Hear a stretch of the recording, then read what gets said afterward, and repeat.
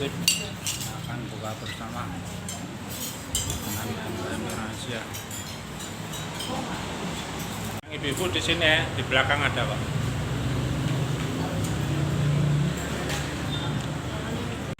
Indonesia maju sebagai nama Alhamdulillah. Allahu Akbar. Yes, yes, yes.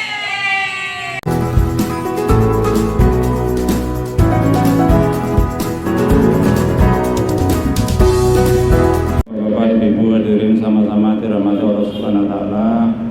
Bersyukur kepada Allah Subhanahu wa taala kita dipertemukan di majelis ini dalam acara buka puasa bersama. Ini kita yang ke-6, insya Allah yang terakhir. Apa ada lagi yang undang kita? Udah ya.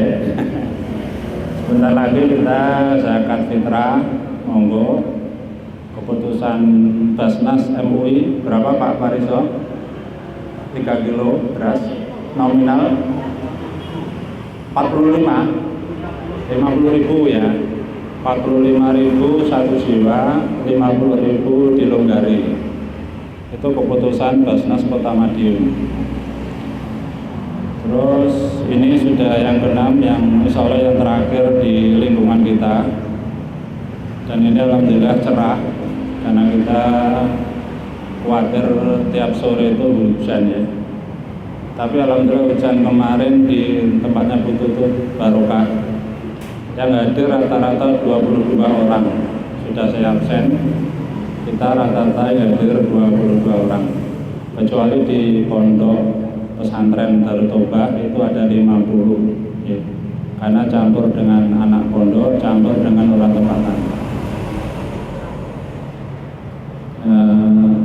Di tempatnya Bu Tutut meskipun hujan, tapi saya lihat transaksi jual belinya itu banyak, paling banyak kelihatannya. Karena sabun harga 60.000, ada yang beli sabun satu piece itu harganya 60.000. Sabun super mahal ya kalau saya. Sabun kesehatan. Nah, iya. Ya alhamdulillah ini sudah rangkaian kita. Terima kasih banyak yang sudah bersedekah donasi ke tempatan. Semoga tahun depan bisa lagi, jangan bosan ya. Karena kita memang satu untuk silaturahmi, dua untuk berbagi kebahagiaan, tiga untuk kebersamaan, dan keempat kita menuntut ilmu. Itu aja tujuan kita buka bersama. Lain dengan buka di rumah, tidak ada itu ya. Tapi kalau kita buka-buka bersama itu intinya. Kurang lebih itu ada yang saya sampaikan prakata pada sore hari ini. Nanti langsung Pak Imron atau ada tuan rumah. Tuan rumahnya sibuk ya, kayak kemarin ditutup juga nggak sempat sambutan, tuan rumahnya sibuk. Langsung aja nanti tausiah. Insyaallah ya. Sekian saja dari saya. Assalamualaikum warahmatullahi wabarakatuh. Kata nama saya yuk, kata nama saya. Ganti jeda. Anak perjalanan. Nastaghfiruh wa na'udzu billahi min shururi anfusina wa min sayyiati a'malina. May yahdihillahu fala mudilla lahu wa may yudlil fala hadiya lahu. Asyhadu an la ilaha illallah wahdahu la syarika lahu. Asyhadu anna Muhammadan abduhu wa rasuluhu wa la nabiyya ba'dahu. Bapak Ibu yang insyaallah dirahmati Allah SWT,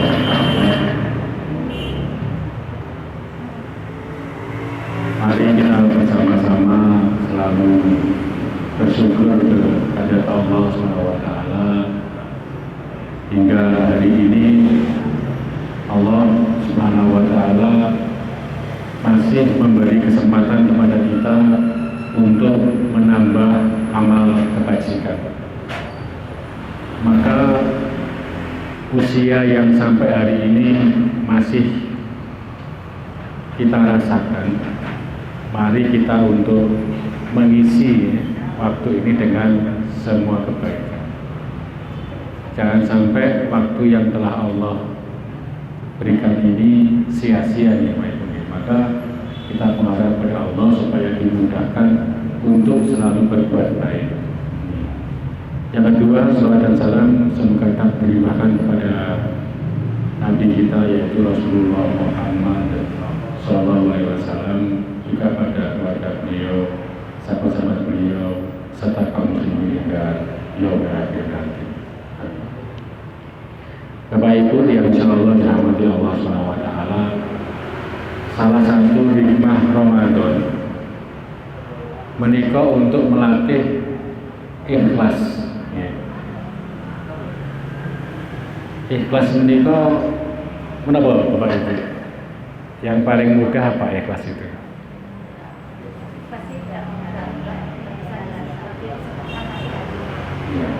Kolbu. Ya, itu beberapa teori tentang ikhlas. Menurut KBBI, yang paling mudah ikhlas itu adalah tulus.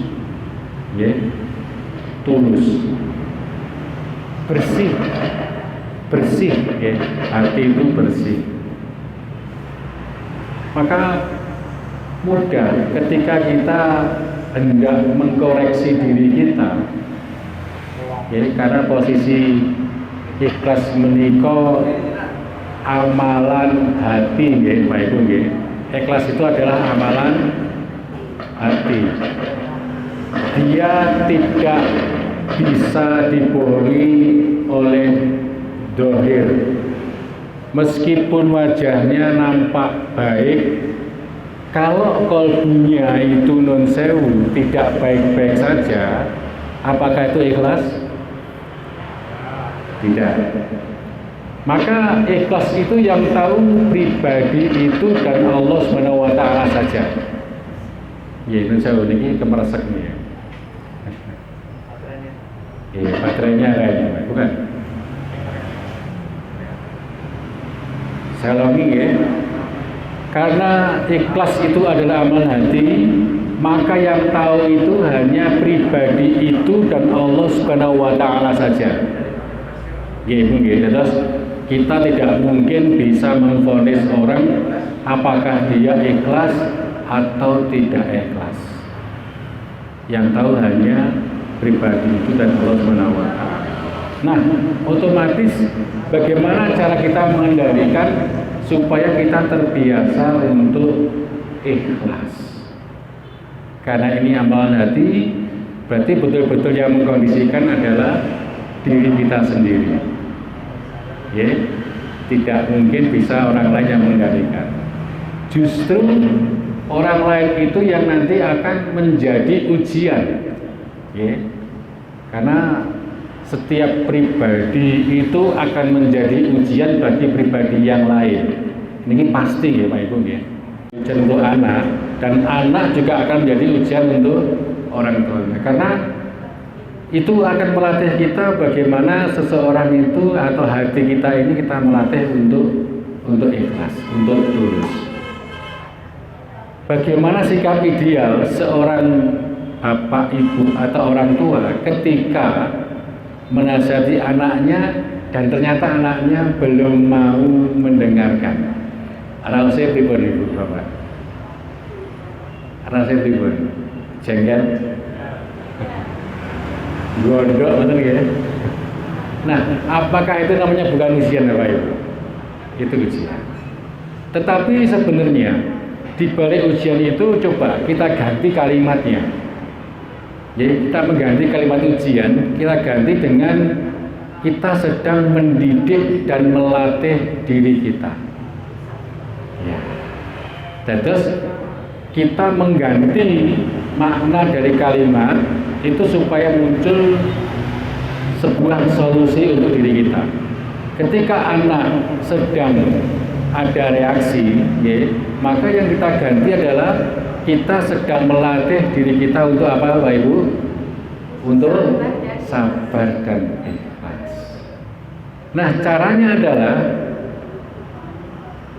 kebiasaan orang ini ketika tidak sepakat atau tidak suka atas sesuatu itu langsung bereaksi, betul nggih? Langsung menunjukkan ekspresi. paling boten wajahipun ketinggal napa? Ketinggal galak, judes, kemudian sangar nggih, sangar. Nah, tasih imut nggih waktu saya sampaikan di Butut kemarin yang harus dilatih menapa Ibu, Bapak?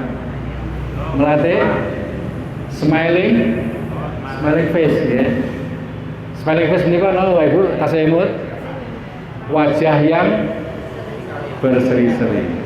Ini saya jarak berapa hari sampun dipun praktekaken napa dereng?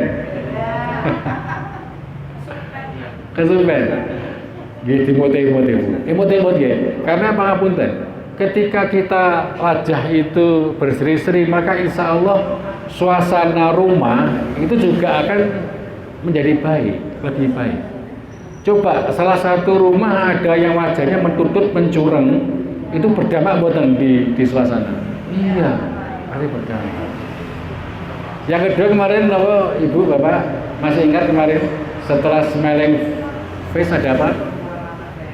Smiling apa? Voice ya. Bicara sambil tersenyum. Sampun dipraktekkan apa dereng? Nek ngendikan coba sekarang mulai melatih nggih. Ketika bicara dengan siapapun itu ketika ngomong itu menggunakan senyum. Insya Allah dampak di kolbu jenengan juga lain. Ingkang panjenengan ngajak ngobrol juga akan merasa nyaman. Ya coba jenengan ngendikan kan kali mencureng.